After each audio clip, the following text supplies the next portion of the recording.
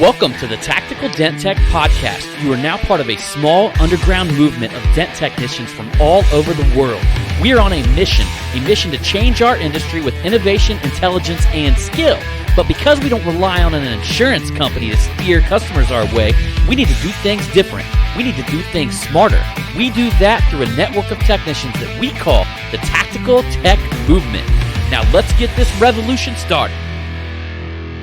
Hey, what's up, everybody? John Hiley here with Angela Hiley on the Tactical Dent Tech Podcast. Yes. And we are a little bit later on the day on Thursday, but better late than never. That's right.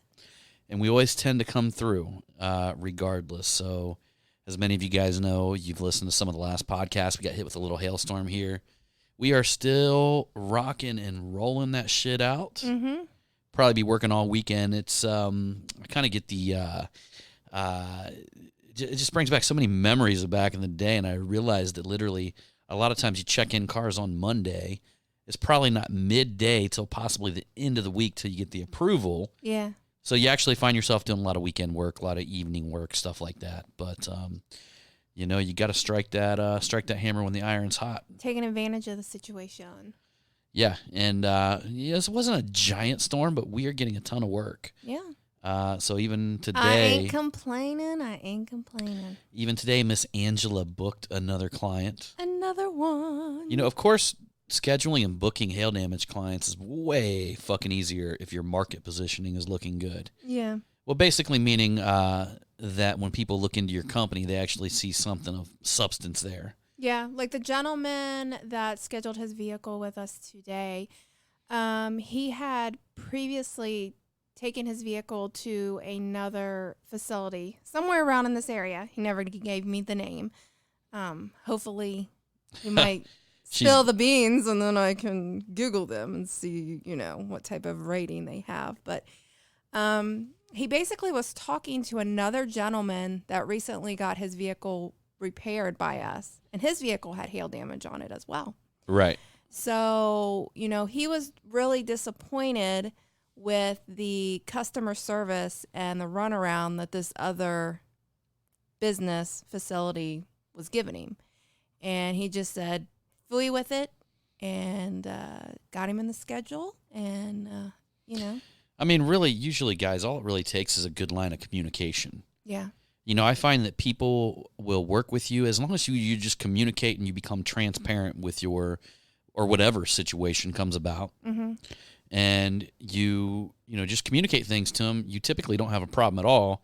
But I think the issue is he felt he kept getting the runaround, probably because he wasn't getting any communication from the actual other shop. Yeah. And by the time everything was all said and done, his car wasn't fixed. He got it back. He's bringing it here. I'm not going to complain. But the key thing that I want you guys that stands out. I don't even think that he even like took his vehicle to get it there repaired or something. Like he took it in there for like some type of estimate, and then that person was supposed to communicate with the insurance company or something, and then they were supposed to go from there about repairing it. Yeah. But it sounded like it was just a big headache. Which in all reality, I mean, we tell the clients and customers, number one, you come in, we're not just going to give you an estimate. And, no. You have to literally get the car checked in so that way you can put a full court press on the insurance company, supplement company, whoever you're dealing with. Yeah, and that's what I tell them. You know, I always explain to the customer about, like, you know, once they receive their claim number, the lengthy process of what has to be done when we're writing out a supplement. You know, I tell people, you know, occasionally we get these people that are like, well, my insurance company told me to go get 3 or 4 estimates. I explained to them, I'm like, I don't understand why they would do that. And they're like, oh, really? Why? And I'm like, because we write pretty much an estimate on the same, you know, type of, I explained to them we use a matrix, that we use a system. Everybody has this system. Everybody's writing the same estimate on something similar. I mean, you know, us as paintless dent removal technicians, we know that we got the standard matrix, we got the State Farm, we got all this other shit. But in a roundabout way, it's all pretty fucking close. Yeah. And number two, it's like, why would you compare estimates at different places? You know, that just says like, oh, what am I supposed to just go with the cheapest guy?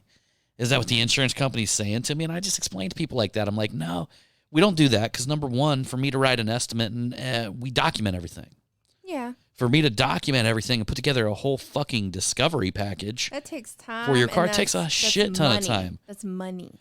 You know, and I was explaining this to her today. I'm like, I seriously feel that fixing the hail on the car is the easy part at this point.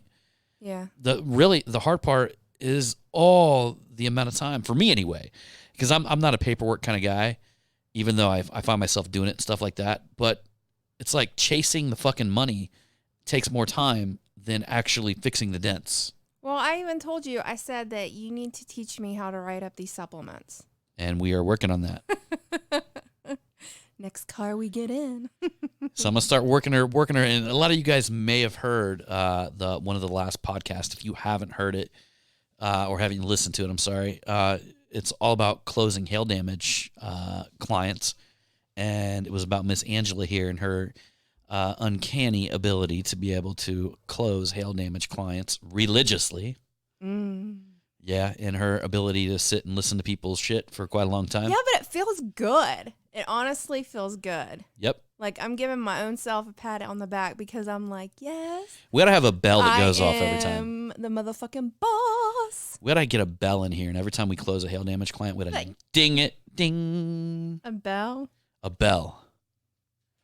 Oh, no. You know, Amazon.com used to have a a foghorn. you know, Amazon.com used to have a bell. Like every time they made a sell, it went off. Yeah. And they finally had to take it down because it just ding, ding, ding, ding, ding, ding, ding, ding, ding. The whole time it got annoying. Huh. Maybe if we did get a bell, then we would be almost kind of like, Celebrating. yeah, we're celebrating, but also maybe like setting ourselves up to where the universe is just going to Ring that bell. Yeah. Ding, ding, ding. I think that's a song, isn't it? Well, I mean, think it is a song. There's like Ring my bell? jingle bells. You mean? No, Is it's that like ring my bell. ring my bell? Yeah. Yeah, I don't know. I think it is. Nice. So anyhow, I guess we didn't have this podcast today. Just talk about dinging bells. Yeah. But before we jump into the podcast, and we're going to talk a little bit, and she's yelling at, don't yell at him. Odin. Do not yell at him. He's little. Like wanting to tear up them pee pad things. He's a little minute. You let him tear up his pee pads. No. He ate a piece of toilet paper on me this morning. No, John, don't, for real? Well, I got it out of his mouth in time.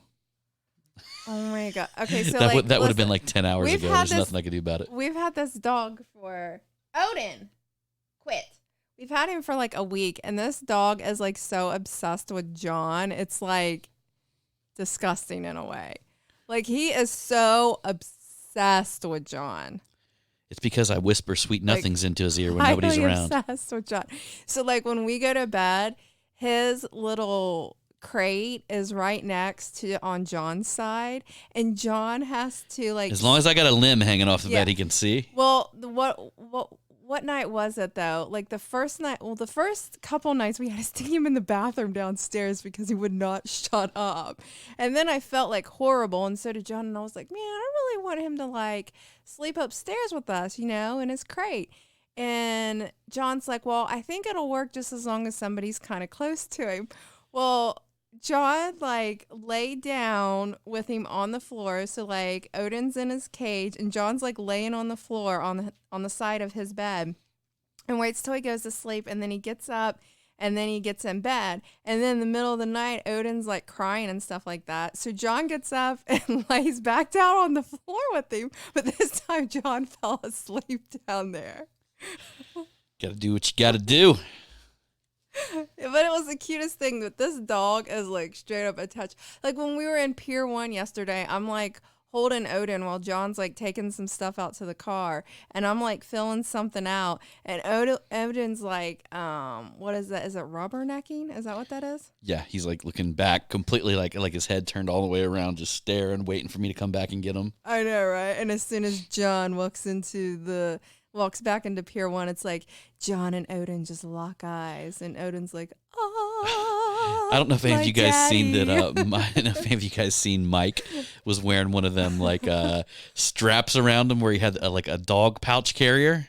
Yeah, we're getting you one. You and Odin. That's what I told you guys Mike I'm going to need. take a photo of me with my dog pouch carrier on, just like he did, and say, I stand with Mike, and put it up there. We are men who have dog pouch carriers. You need one because Odin would love it. Yeah. I honestly think that, like, I even told John, I was like, we just need one of them baby carriers where Odin can just, like, sit right there in the front on your chest, and then you can just walk around and you can do your dent repair with Odin on you. I'll be walking around at the mega media event like, hey. Take it off. I'll be like, oh, wait a second. Let's cut some wood. My beard. That's right. Mountain. There's mountains around here. No, but, like, I honestly feel that, like, John was probably, like, having some puppy fever, too, because I feel like ever since we got him, it's filled that void.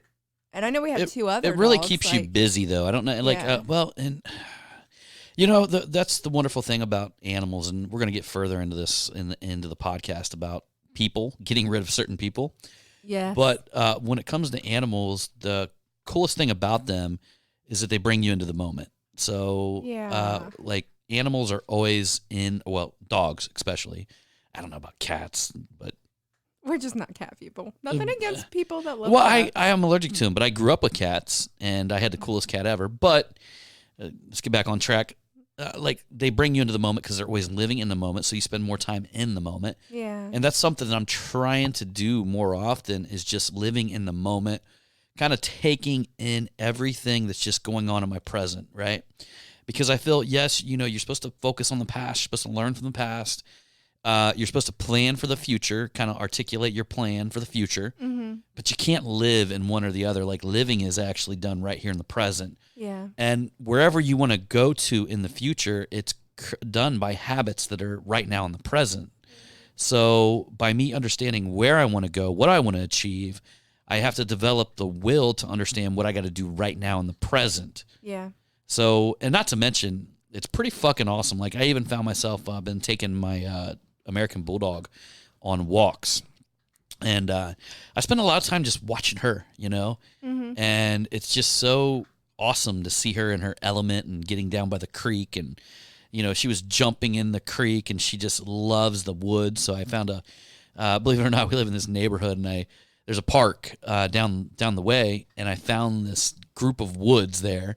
And I noticed, like, a couple trails, and they're pretty cool. Like, I went back there, and, people got them cut out, whatever. Kids probably go back there and play. But early in the morning, we're, like, the only people in there. Yeah. So I take her across a couple little bridges, and I get to watch her when she sees animals, And just that, like, I don't know, sometimes, like, gives, like, chills down the back of my spine when I'm in the moment, and I really appreciate something that's, like, here and now, rather than thinking about something in the future or dwelling on something in the past.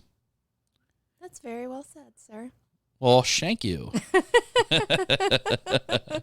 So, and that being said, y'all, like, that's the one thing I can't wait. I don't know if I'm sure a lot of you guys do know that we have a mega media coming up. Mm-hmm. I've been emailing the shit out of people 2 times a day with different emails I've been writing. And we're going to be having it in Denver, Colorado. Which I thought was Greeley. Well, it's Greeley, but everybody's going to be flying into Greeley? Denver. Denver's the core city, and I'm sure Greeley's pretty cool, but I can't wait to just go into Denver and spend a little bit of time there, because I don't know if you guys have ever seen the city of Denver. It's like mountain, like the whole city is like lined with mountains, and it's beautiful. Like, it's just absolutely beautiful. So I'm going to look forward. We're going to spend a little time out there.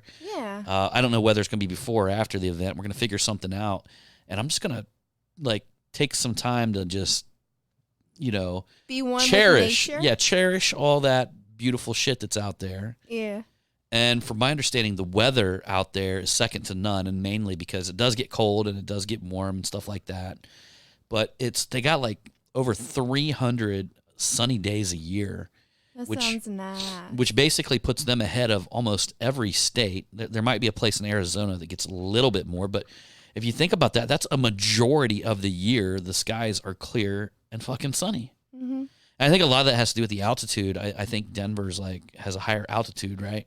You read that recently? Yeah. And because of that, I mean, I don't know if you're up a little higher than the clouds normally I form or wonder if something that like messes that. with you.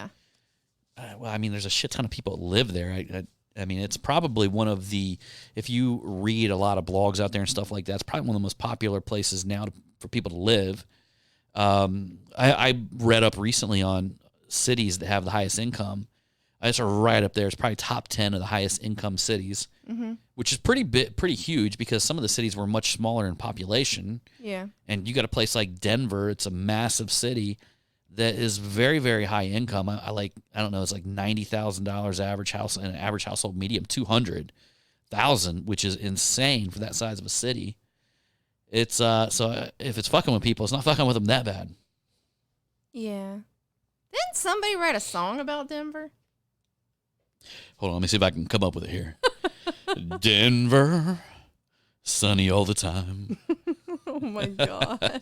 I won't punish you guys anymore with any more of that.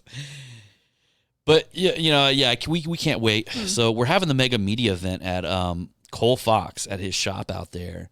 And what Cole actually did was is in Greeley, he actually took the old Greeley movie theater and renovated this place. And it's so cool because like he was in a smaller shop, and then after the mega media event, the very first one, he joined our Inner Circle group where Cole just posted all of these photos and videos of his like vision coming together. Yeah. And he literally had everything from this place done like to the max. Like he literally in this shop has 4 bays, or not even bays, like 4 separate garages connected to one building, and each one of them have their own like independent air conditioning system and all that stuff. Yeah. And one of them is a smart repair auto body shop. The other one's a paintless dent removal shop, of course. That's what Cole does. If you guys don't know Cole, he's been a hail tech forever. The third one, I think, is window tinting, and then he's got a detailing shop as well. But then he took his old building and created another detailing operation there in Greeley as well. So we literally are going to this facility that is absolutely massive. I want to say he has a bullpen to hold like, I think he said like 150 cars or something to that nature. And she's over there telling the dog to quit eating stuff. But it's going to be the coolest venue because not only are we going to be just dropping some amazing shit, we actually have a group of people that are going to be phenomenal. I'm going to start announcing the speakers over this weekend. And I'll tell you, one of them is Max, who was on our last podcast from the Hail Trainer. And he's going to be one of the speakers. Ryan Shutt's going to be one of the speakers. And we're going to kind of centralize this whole thing around not just hail, not just for door dingers, but a mixture of both. Mm-hmm. And then on top of that, one of the new things that we're going to be doing this year is we're going to be having some panels. So, for instance, instead of just like one person speaking, we're going to get together 4 or 5 people that are going to have random topics and really get in depth with some good shit. Like I had been at a couple events where they had panel speakers, and it is phenomenal because what happens is one person's idea or thoughts builds off the other person's ideas or thoughts, and it turns into just a really good learning experience. And then, of course, we're also going to be doing the workshop. So we're actually going to be working with the individuals in the workshops and all that kind of stuff, or everybody, all the attendees who are there. We're going to be doing workshops of showing everybody exactly how to drive traffic. We're going to have Dent Shark Jason back, who, if you guys didn't know about him, he's one of the dudes who literally mastered Google AdWords inside our industry, and he's doing really well with Facebook ads now. We're going to be going over some breakdown of my Facebook campaigns that I've ran. One of them that I think we're up to over $60,000 of revenue. And we're going to talk about, and that's just from the one Facebook ad. And I think we got less than $1,200 now in ad spend, and the thing's still running, actually. So we're going to go through a breakdown of exactly how that happened, how you do that, and that's hail damage. That's straight hail damage cars coming to me. Now, that's not all the hail that we did, but that's just from that ad, okay? So, and we're gonna go depth into that, depth into the workshops on that, and show you guys how to do all of this stuff super fucking easy, right? And but on top of the workshops, we're going to have panels, and we're also going to be giving away another Dent Trainer Black Card where folks will get swipe files, we'll get just all kinds of killer stuff on all of that. So we're just totally excited about it. And I'm telling all you guys this, well, number one, because I'd love to meet you guys and see some of you guys out there. But one of the other reasons I'm telling you guys is currently it's $1,000 off the ticket, which is the lowest price we've ever sold it. And that takes the ticket down to less than $2,000. Oh, wow. Which basically essentially means that not only you get all those photos, which if you guys haven't seen our Mega Media photos, they're insanity. Go to denttrainermedia.com. You can skim around. And, I mean, you guys have probably seen them out there in the wild, everybody posting them and stuff like that. But not only are we going to have some of everybody gets all of the photos for that, you're also going to get, if you haven't seen Mike's high-end videos that he puts together for people, insane. That video you couldn't get done for $2,000 locally, and even if you paid $2,000 for it, it would be shitty compared to what Mike puts together. Shitty. I mean, I'm just being honest, and I'm not trying to boost Mike's head up because number one, I don't think he listens. I don't listen to his podcast. He doesn't listen to mine either. So we talk about shit together all the time, so we don't have to listen to each other. So he's not going to hear this, so I don't have to worry about him getting big headed when he hears it. But his video that he put together at the last event, that was. It's like one of them. It's like almost like awesome. A tearjerker. Yeah, it was. It was really good. You would watch it and you'd be like, oh. I know that was just like when I seen Ray's, I was just like, man, that turned out so awesome. And he's like, it did. He's like, I was so nervous. Yeah. I was like, really? I was like, you can't. You didn't look tell. it. Yeah. It evoked an emotion of genuine I don't know, awe. It evokes emotions, and that's what you want out of a video because absolutely, especially when customers and clients see that. Imagine them already getting passionate about you and your service before they even. And here's what I love about videos, guys, is that they sell for you 24/7, and that's the coolest thing about video. You put something down like that, you get it done professionally. Every time they come to your website, every time they come to your YouTube channel, every time they come to your Facebook page, every time they come to anywhere, your Instagram, all that stuff, you got this badass video it's selling for you all the time. Yeah, that's true. So, and I know because actually Mike put together my very first video out there, and it still ranks high on Google organic search results. Mm-hmm. And the thing's got like 300,000 views or something like that. Wow. So I've been selling with videos for a long, long time. And it really works. And that being said, one of the things that we're going to be doing on the workshop, guys, is I'm going to be going over the whole thing. And I get a lot of people contacting me about the whole pillar content and creating a piece of pillar content and then splicing it up into a bunch of other content. Basically taking one video and turn it into like 20 pieces of content. Wow. Well, we're going to break that down. I'm going to show you where and how to deliver them. And I'm also going to show everybody how to do it on their iPhone. And not only that, edit it, all that stuff. Mm-hmm. A real nice piece of content. And I would say another guy who's a great example, somebody who really done well with putting together content. And I just talked to Bryce Kelly the other day. Yeah. He's like booked out a month and a half in advance. And look, we all know how talented Bryce is, but before he started doing these videos and before he started, he was like really undercutting himself, number one. Mm-hmm. And he wasn't, so he was still prestigious in our community, but until he started marketing with these videos and this kind of stuff, he wasn't as prestigious in his market.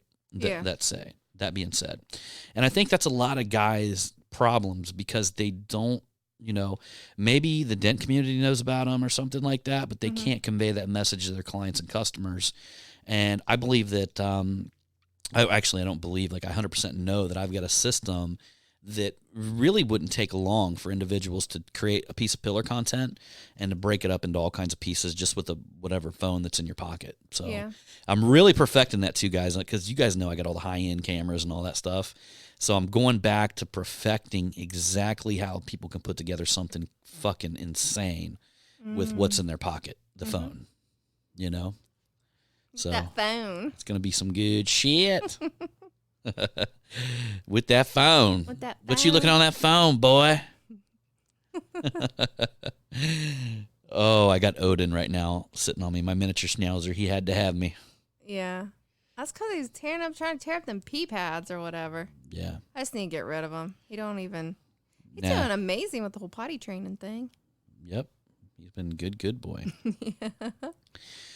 So something we wanted to talk about, and guys, this is probably one of the things, I know we've talked a little bit about this in the past, but I want to talk about like getting negative shit out of your life, negative people out of your life. Yeah. And maybe not even totally kicking them out of your life, but kicking their negative opinions out of your life. Yeah, and also I think that like some people that take up your space, they might not necessarily be negative and a negative individual, but I'm always like, you know what?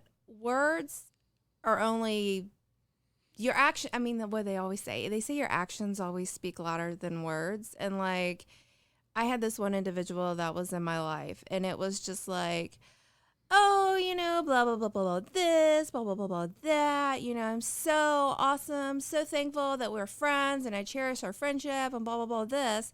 But then there was like nothing else that ever came out of it, you know? And I'm just like, certain things, you know, conspired and whatnot. And I was just like, all of a sudden it just dawned on me. And I'm just like, this person is taking up a certain amount of my energy that I can take that energy and focus it on something a lot more important, like myself. Yeah. Well, and that's the thing. I think just understanding them little signs and things like that. Like I'm really, I'm quite aware of people who are energy sucks. And, you know, the one thing about me, I mean, and this is no offense to anybody out there, but I hate talking on the phone, you know? Well, so do I. And like literally if people try to call me, like 90% of the time, I will not answer my phone for anybody. And I mean, I got to say this just because I dread it. And I think it came from my dad though. Because I always remember my dad going, oh, they want me to call them back, you know? And I get that. Like, I do not want... And there's some people that are exact opposite. I see people that can sit there and just talk on the phone all damn day long. I don't want anything to do with it. No. And to be honest with you, I don't get into back and forth with people. Yeah. I'm going to give you an example. So somebody hits you up and they want to ask you a question. Mm-hmm. And then you text them back. And then they have another question. Back and forth. I would much rather make somebody wait 24 hours before I respond again. Yeah. Just so the next time they text me everything they want in one text. Mm-hmm. You know, to let them know that I am not going to sit here and text back and forth with somebody over and over again. Yeah. It's just, man, to me, it is the most, you know, I keep talking about living in the moment, or I was talking earlier about living in the moment. Yeah. That shit takes me out of the moment. It ruins my inner peace. It ruins my peace. And well, that's because you have so much energy, and in all honesty, you have to be selfish with your energy because there's only certain people that deserve it, and then the majority of people don't deserve it at all. And usually, if somebody calls me and I do actually answer my phone and they just jabber about a bunch of meaningless shit, I probably will never answer my phone again. I hate to say that, but man, be deliberate on what you'll give your energy to. Exactly. I mean, I would rather be sitting here like thinking about my goals, thinking about my dreams. If I got stuck in the realm of texting all the time and taking people's phone calls, I wouldn't have any time to actually maintain focus on what's important to me. Exactly. And it almost makes me want to go back to the days before we had. Do you guys remember the day? Some of you guys are young, some of you guys are my age, or some of you guys are older. But I just remember the days when people actually had to catch you at home before they could get a hold of you. Mm-hmm. And there was fucking beauty in that. Because you were out in the world. You were out like living life. You were out doing something. Mm-hmm. And if you got back, you had back then my mom would have taken down a message if they were lucky. Yeah. I don't even think we had a voicemail at the time, any of that stuff. No, you had an answering machine. So, yeah, if my mom liked the individual, she would take the message. If she didn't like you, she wouldn't even tell me about it. So, I would only get the people that my mom liked telling me who had called. Yeah. And it made a little bit more of an adventure out of life. Yeah. And I just remember missing people or not being able to get a hold of people. Yeah. And then going out and hanging out with some other people. And then we all ran into each other and it was like, man, I called you earlier. Yeah. We don't have that shit anymore and it kind of sucks for me. Maybe I'm just old, but I miss that stuff. You're not old, baby. But you know, like I miss that feeling, and I refuse to live in a world where I'm at everybody's beck and call at any moment, at any time. Oh, you will always be at my beck and call. I happen to have to be at your beck and call because she gets really pissed. She gets really mad at me when I don't get back with her.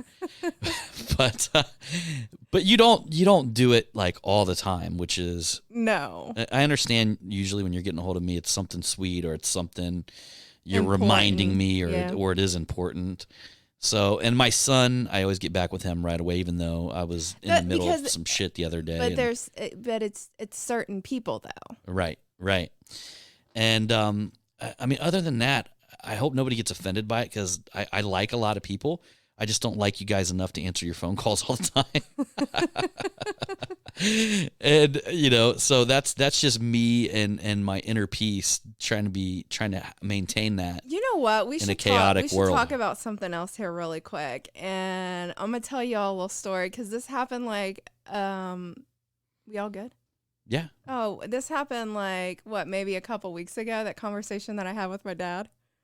Oh, right. Oh God, dear God. Okay. So anyways, basically what happened is my dad gives me a call and, we're just having a little father-daughter conversation. And he's like, yeah, I played golf with your brother. And I was like, oh, how did that go? And he's like, oh, it went amazing, and my brother works for like a gas. He doesn't work for Vectron or whatever, but he works for like what would be like a sub company or something. Like yeah, they do some sort of subcontracting or something like that. Something they of that basically nature. they check for gas leaks. Yeah, something of that nature. And I guess like he's a manager, and they want him. They want to make him a supervisor.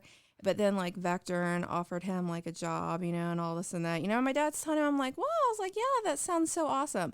The conversation was going really well, and then all of a sudden it turned left, and I'm like, holy fucking shit. I knew your dad was digging his hole. I was like, as soon as he got in this part. I was like, we're going down this thing again. And I don't know what it is, because I don't know if it's because my dad's getting older, but he likes to bring up a lot of stuff from the past. And I'm like, I don't want to talk about this. I've already dealt with it. I've moved on, but I'm like, why are you opening up this can of worms? Like, why do you really want to do this? And I'm just thinking, tell everybody what he was saying though. and I'm biting my tongue because I'm like, I'm trying to be respectful, but yeah, I kind of want to tell him how it is. Basically, okay, so like growing up, it was me and my brother. We're 2 years apart. So I'm the oldest, and I got a younger brother. And I have no idea where this had all came about, but my brother was supposed to be the genius or the intelligent one in our family. And I guess Angela, I was supposed to just be someone that just got by in life and hopefully met a man that was going to take care of me. The average. Yeah. You were, and as her dad was starting to talk about this. I wasn't above average. I was like average or maybe below average or something. And I knew it was going down when her dad was talking about this because I heard it on speakerphone. And he was trying to kind of buffer it a little bit by saying that, you're a lot like me. You really have to work at it, And he was going on about her brother being so intelligent. And I've been messing with her ever since. Like I always tell her, I'm like, well, let's talk about on the podcast about, when y'all was 10 years old, you were eating boogers and your brother was doing calculus. I was not eating boogers. So I'm going to tell you all this. When I was a little girl, I had a booger wall. Oh, you're never going to live this one down. Jay, write a song about this. I had a booger wall when I was a little girl, and my mom would get so fucking pissed at me because every night before I went to sleep, I would pick my nose and I would wipe it on the wall and have a booger collection. You want to know where I used to do it? And my mom would have to scrape them off. So, but hey, even the funny thing I used to do it under my school desk. Listen, my brother got jealous, so he decided, a couple months down the road, he started doing it too. He created his own booger wall. Now look at you downgrading the intelligence of the genius of the family. He was going to have a Nobel Prize until you convinced him a booger wall was a good idea. I don't know. I guess I'm sure probably a lot of other people probably feel that way. It's just me and my brother. There was a lot of comparing. He was supposed to be the genius in the family. I have no idea what I was supposed to be. But in all reality, my brother is really not that intelligent. He's not. Like, I've been biting my tongue and holding it back, but I'm just like, Mom, Dad, he's really not that intelligent. Well, and we talked about this a little bit earlier, and the funniest thing about people who like feel that they're super intelligent, is usually they wind up working for somebody who is a go-getter. Yeah.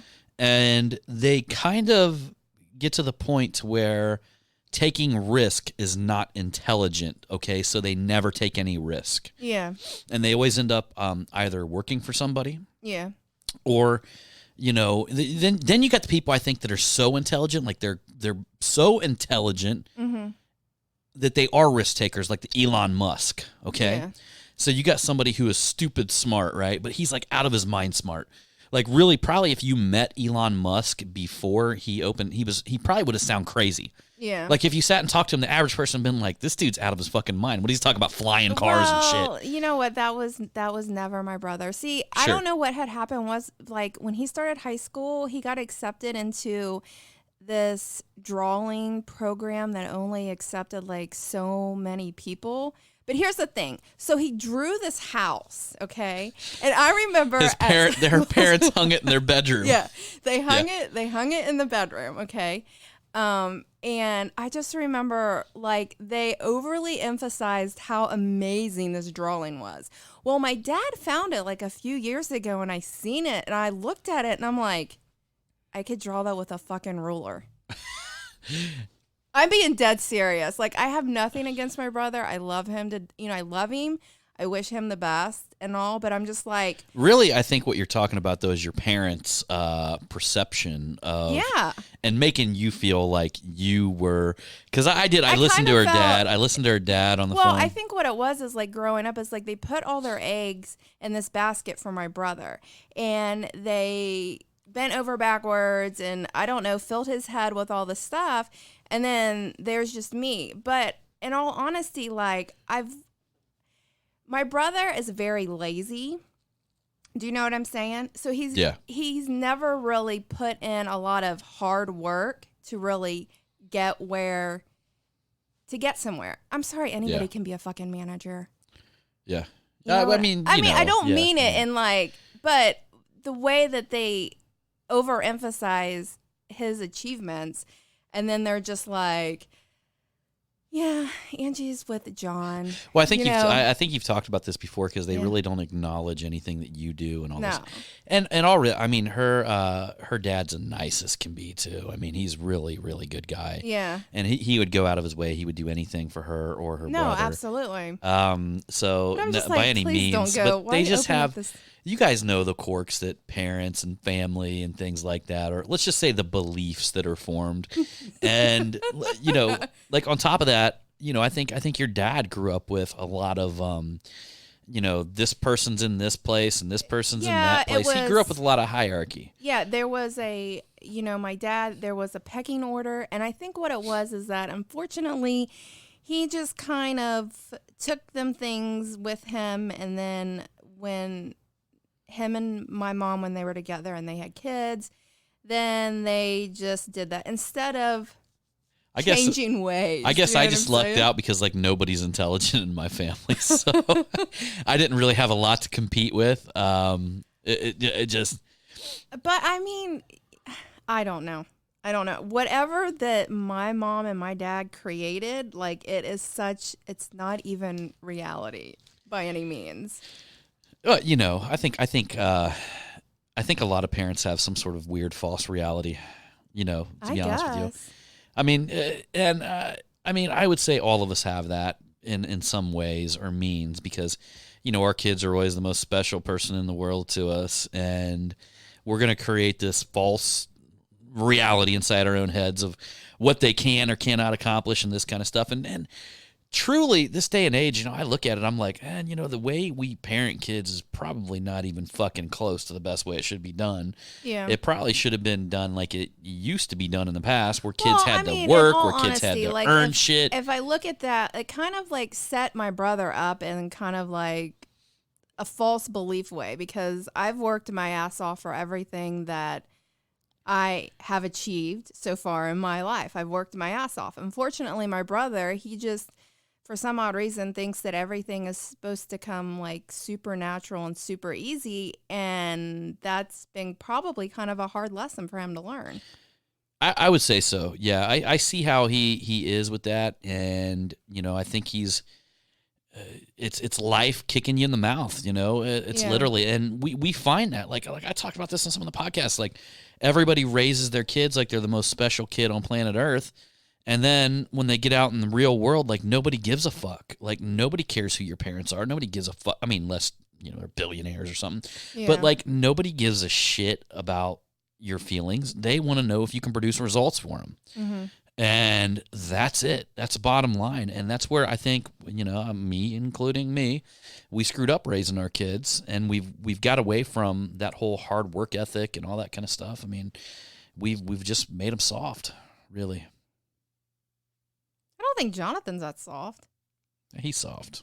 Oh, he not ain't no fucking soft. Get out at 7 a.m, go milk some cows, and then grab 10 buckets of water. And, well, of course I did it. I'm part of the decline of civilization. I'm riding this wave with everybody else. Well, I'm glad you pointed that out. Yeah, well, just remember, I used to wipe my boogers under a desk. All right, everybody. Oh, dear God. But one thing I just want to touch on before we get off this podcast, I know we kind of went in left field there, and we went down Angela's memory lane there with her brother and heard it all. But I want to stress something as well with people around you, because this is some of the things that I would say, if I could go back and change a few things about some of the moves that I made in the past. Yeah. One of the biggest things that I would do is make sure that I'm surrounding myself with people that not only I support, but they support me. Yeah. And the moment that you spot jealousy, the moment that you see that out of somebody, or you see somebody that is specifically trying to that just doesn't support you, then you need to move on. You need to let them go. You need to get that energy out of your life as quick as possible. Absolutely. Because the moment that you let that energy go, get that out, get it away from you, you will find that you pass the test, And you know what? Sometimes it's hard, because like you can really care and love that person, but they're not doing anything good for you. Like you can be their biggest cheerleader and root them on. You can still do that from afar, even if they're not like in your life. Yeah. But I mean, sometimes I get it. Like sometimes it is hard. There's some people that you absolutely love and adore, but then all these signs are there saying like, you know what? I really don't need you in my life. And then I will tell you guys that the best thing you can do, if there's somebody that has bothered you to the point to where you're just walking around all day and you're thinking about them and you're like, that motherfucker, if you're doing this type of shit about somebody, I'm telling you right now, I'm going to tell you to do the exact opposite. I'm going to tell you to, whether you pray, whether you meditate, whatever you do, to go back, and I don't care if it's appalling to begin with. I want you to sit down and in your head over and over again, whether you're praying for them, whatever you're doing, wish them the best. And because something will come over you at some point. Maybe it'll take a week, maybe it'll take a month. If they really fucked you over, maybe it'll take a year, 10 years. I don't know. Yeah. But I would almost go to say that if you did it right and you did it day by day, it would take less than a week. Yeah. Something will come over you that frees you from that feeling. And that's what we're really talking about. Because you want, regardless of what anybody's done to you in the past, well, I wouldn't say regardless. I'm sure there's situations. But if this is just a normal situation where somebody's just wronged you in some way or something like that, and you're walking around and it's bothering you, it's built up on you, it's, you're thinking about it all the time, you need to get that energy away from you. And also, because even like that energy will bring the exact same energy towards you. And I can't really explain how this works, guys, but I will tell you that whatever you focus on, you get more of. Yeah, and exactly. And if you focus on hating somebody, you're going to bring more people into your life that are going to do the exact same thing to you. Yeah. And you're going to continue to bring that energy in your life. So you got to step back and either pray for them, either wish them the best, like, and make it, man, legitimate. It might not even feel legitimate to begin with, but say it out loud if you need to. Yeah. And just wish them the best and get that feeling out of your system, because you need to, the world, the universe, God, whatever you believe in, will give you what you focus on, right? Yeah, and then also, I do this, you got to get all that anger out. So your best thing to do is maybe take a good 5, 10, 15 minutes or whatever and just go somewhere and just yell it all have a out. full-blow fucking panic attack about it. No, not a panic attack. Well, I mean, but just go, like, get on your bed and attack a pillow. Like, beat the shit out of it. Be like, you motherfucker. No, like when I was weed eating and I had to weed eat behind the fence. I have to do that so often because the grass grows high and it's one hell of a workout. And I was just like enraged and I just let it all out. And then by the time I was done doing This girl's got a badass weed eater. Gasoline, isn't it? Run. Yeah. Yeah. But also even with it's like, growing up and like, your parents are not like perfect. And unfortunately, they're going to say things and do things that are not, make you feel all happy and fluffy and good inside. And just don't even listen to that. Yeah, it's so funny because, like, you guys know my mom passed away last year, but love her to death. But she was absolutely the most, like, any idea that I would have had when I was a kid, like, hey, Mom, I'm going out to, learn how to do this, open up my own business and all this kind of, she'd be like, well, you got to worry about, failing and this and that. I mean, she'd worry. I'm like, okay, I'll give you guys an example. If you talked to her about winning the lottery or becoming a millionaire, she would say, well, then you got to worry about your kids being held hostage. I mean, like, regardless, she had like a negative point of view. And there's going to be a lot of people in your life that have that point of view, but it's like, at that point, it's like, now what do you talk to them about, right? Yeah. So instead of talking to them about your ambitions and dreams, find other people that have the same ambitions, the same dreams, Exactly. or the same type of ambitions, the same type of, that are open to talking about that and talk, but then when you go talk to your mom or your sister or your brother, talk to them about something. You find something, y'all. Talk about the past. Talk about whatever it is that can connect y'all and keep you guys away from subjects that like what I ran into with what my dad. she ran into with her dad. Yes. Yeah. Nobody likes to talk about that shit. Well, something I learned a long time ago is that regardless, you and anybody you at least have 1% of something in common, right? Yeah. Most likely, there's 10% or maybe even 20%. That you have something in common with the other people. Mm-hmm. Well, here's what you do, all right? If you really want to get along with people, if you want to live a life that's stress-free, find that 1 to 10% of what you have in common with people and focus 100% of your energy on that with them. Yeah. So that way you can stay in common grounds, you can be relatable, and that's especially important in business. Yes. Like, I don't give a fuck what anybody is, whether they're a Democrat, whether they're Republican, whether they're liberal, whether they're conservative, whether they like this football team, this basketball team. I don't care what it is. I will find something with them, some sort of common ground, if they're client and customer of mine, and I'm going to stick to that. Mm-hmm. And anytime the conversation starts to go down a snake hole, I'll bring them right back somehow. Yeah.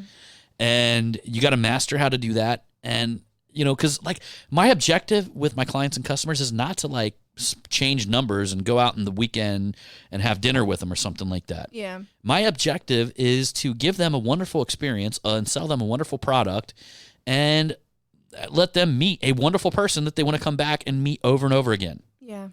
And how you do that is you find the common ground and you focus on that 100% of your time on that common ground. Yep. So that being said, y'all, I agree. I hope you get out there and she sees it in action. I got motherfuckers hugging me in my parking lot, and you guys know what I look like. Do I look like somebody that, like, randomly you just walk up and hug if you didn't know me? Oh, I love But by the seeing time that. I am done with these people, men, women, whatever, they're lovey-dovey. No, I ain't gonna be letting a women hug on you. The older ladies can. Oh, absolutely. And they do. Yeah, I even had an old lady come in here at one time, and she was probably 90 years old. And she's like, oh, my God, look at them tattoos. Oh. She's like, my grandson has one of them. Oh, we had a customer the other day that came in, and she was such a freaking hoot. I loved her. I loved her personality. She was just like, she was someone that I could have sat down and like talked to all day. Yeah. Of course, we give them the dog. Here. Yeah. I will tell you guys one thing. When you have a puppy in a shop, we had a lady adjuster that came in here from State Farm. It was Geico. It was Geico. And she came in, she kind of looked like she was a little bit abrasive.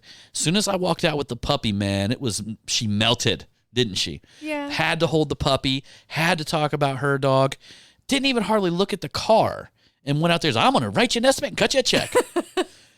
So I might say for business-wise, and anybody that comes in here, we had a gentleman in here that brought had his granddaughter with him for the day. Yeah. Scheduled an appointment, granddaughter, face blown up, smiling, has a puppy in her hands, petting it. I mean, geez, I'm like, I might become like a puppy sitter or something like that around here. Just so we always got a puppy on staff to hand somebody. Well, I think it just puts a smile on everybody's face. And it puts a smile on everybody's face. It just makes you feel so good inside. Oh, holding hugging puppy. a puppy. Yes. All right, everybody. On that note, get yourself a puppy. Get yourself a puppy. And leave your ass a review. And if you want to go to the Mega Media event, get the $1,000 discount while you can, okay? Where do they go to purchase their ticket? Well, Angela, they would go to denttrainermedia.com. And they would be able to see my handsome face and a full-blown video telling you about what you're going to get. Ooh. Hey, look, guys, seriously, if you're not moving forward in your business, if things are not happening for you, come out for 3 days. Let us move you forward. Ooh. Let us put the plan in motion. Let us give you all the content that you're going to need to move forward for that year. Mm-hmm. And do your fucking job as a business owner and move your company forward. Yes. We're going to help you do that, okay? So I hope to see you guys out there. All right? We'll see you on that next one. Remember, it's all about the motherfucking hustle. Pew, pew. Bang, bang.